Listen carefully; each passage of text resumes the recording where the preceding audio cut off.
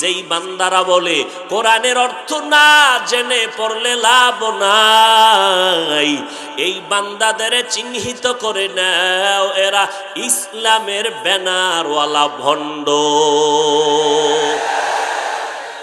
মদিনার নবী কি কয়?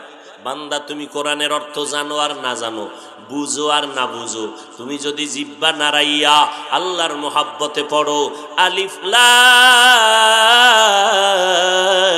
মিম, সাথে সাথে আমল নামায় 30টা নেক আল্লাহ দান করবে।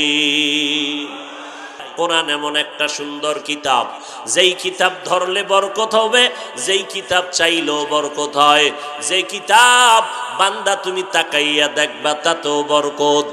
আমি যদি কোরআন তেলাওয়াত করি আর আপনারা যদি চুপচাপ বসে বসে মোহাব্বত লাগাইয়া শুনেন, মদিনার নবী বলে ও বান্দা, যেই লোকটা কোরআন তেলাওয়াত করে সওয়াব পায়, যারা শুনবে তারাও সমপরিমাণ সওয়াব পেয়ে যাবে।